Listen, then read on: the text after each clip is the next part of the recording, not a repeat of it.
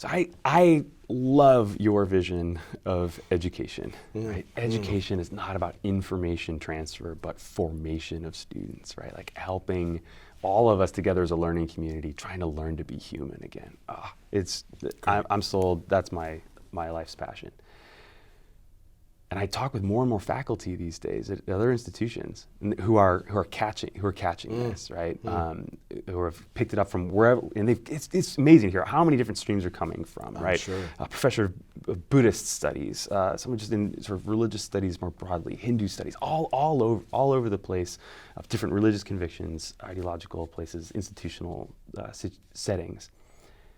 But when we get together and we talk, one of the things that quickly comes up is we realize, well, if you want to dig in with students and really say like, all right, you're not just going to learn something from this course, but I hope that through this course you become a more fully yourself or some new version of or whatever it is. I hope there's a formation piece to this.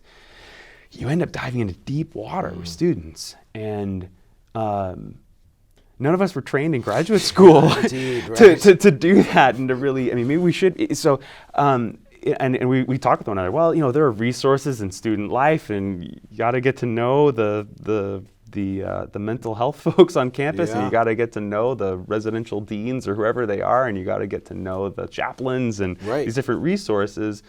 But sometimes the moment's happening in your seminar room or in your classroom. How do we need to be forming graduate students, forming educators in order to become people who can form responsibly, invite students into these sorts of processes of formation? No, it's such a great and important question, and you're right. At the end of the day, you have to start thinking about what are the practices that build the capacities so that we could be those kinds of teachers. And that's our grad school experiences do not do that. They, if anything, almost corrode some of those capacities.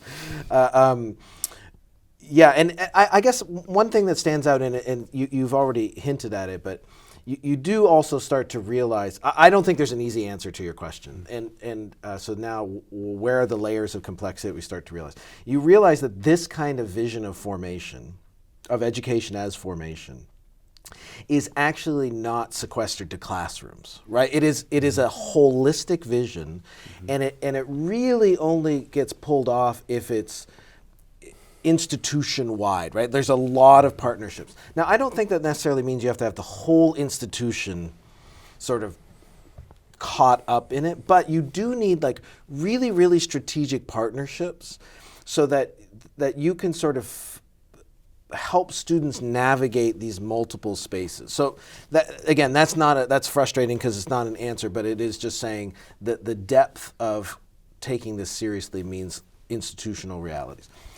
I wonder if the other part of it is, though, too, is there's a certain courage that's required to not have the answers, but to be present with those who are asking them. And there's two scenes that come to mind. I'm not exactly sure why, but one is in Augustine's conversion scene in the garden. In Book 8 of the Confessions, he's like contorted with pain as he's wrestling with this, and he points out that his friend Alypius is there the whole time.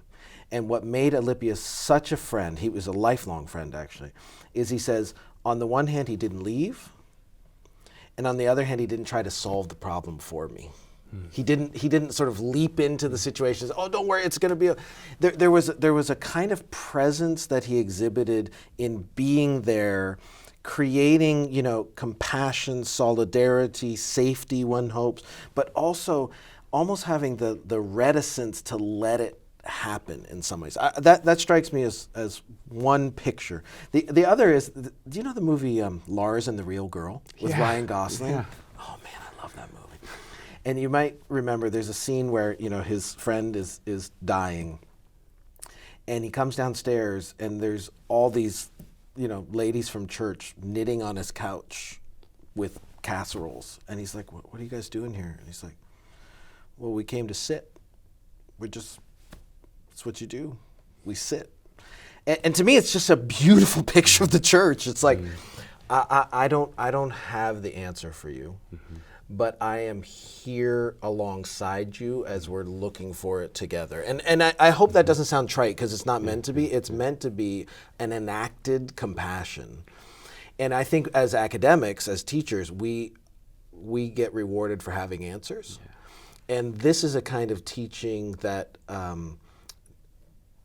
the questions and living with the questions is part of the gift. And I think it takes courage for us to resist the temptation to fall into our profession and what it has trained us to do, if that makes sense. It does. Thank you.